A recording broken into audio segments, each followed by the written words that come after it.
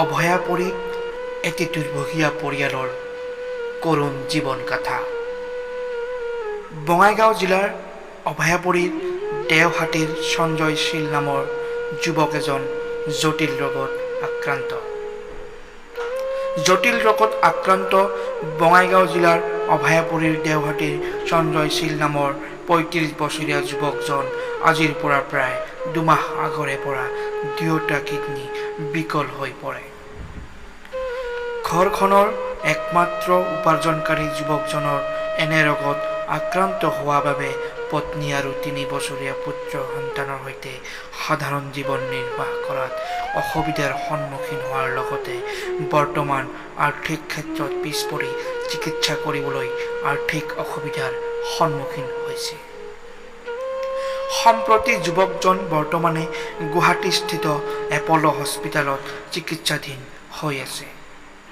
ইপিনে দুয়োটা কিডনী বদলি কৰিব লাগিব বুলি চিকিৎসকে কোৱাত বৰ্তমান একমাত্ৰ পুত্ৰ সন্তানৰ সৈতে পত্নী মীনাশীল বিমুখত পৰিছে। সেয়ে আজি সংবাদ মাধ্যমৰ কাষ চাপি অসম চৰকাৰ তথা ৰাইজলৈ কাতৰ আহ্বান জনাইছে, যাতে আৰ্থিকভাৱে সহায় কৰি দুখীয়া পৰিয়ালটোক জীয়াই ৰখাৰ লগতে ৰোগীজনকো সুস্থ কৰি তোলাত সহায় কৰে।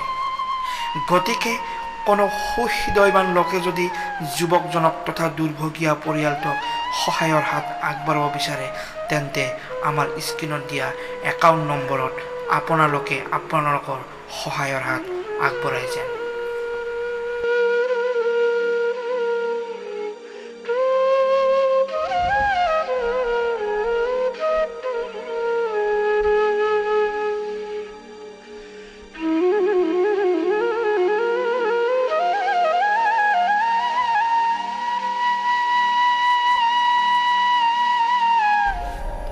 ওৰ কিডনি বলে নোহোৱা হৈছে। কি হয় আপোনাৰ? কি হয়? হাজবেণ্ড হয়। এতিয়া ক'ত আছে?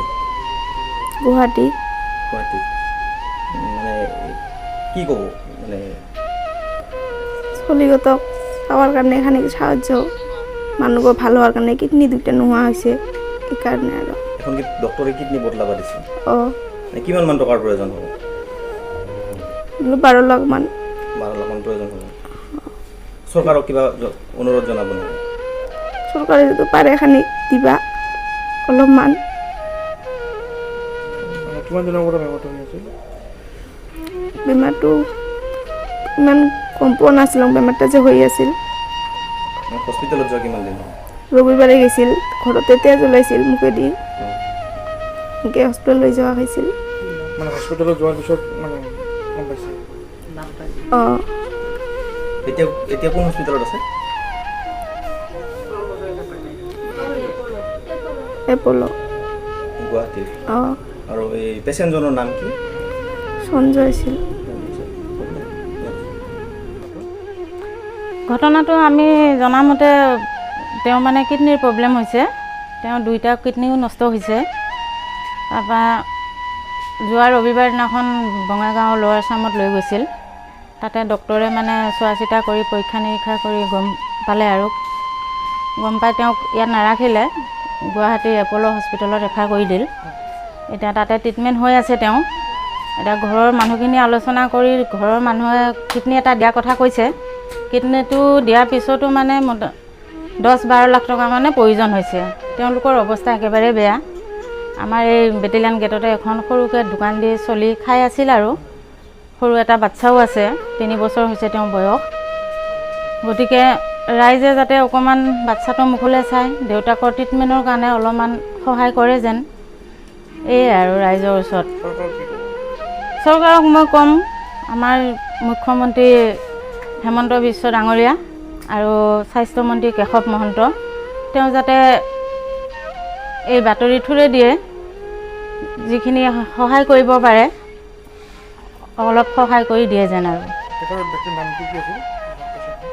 পেচেণ্টজনৰ নাম হৈছে সঞ্জয় শীল। বৰ্তমান গুৱাহাটী এপ'ল' হস্পিটেলত ভৰ্তি হৈ আছে। তেওঁক ইমাৰ্জেঞ্চি মানে ট্ৰিটমেণ্টৰ কাৰণে ডক্টৰে কৈছে আৰু যে আপোনালোকে ইমাৰ্জেঞ্চি ট্ৰিটমেণ্টখিনি কৰক, কিডনিটো বদলাব লাগে। আপোনাৰ হয়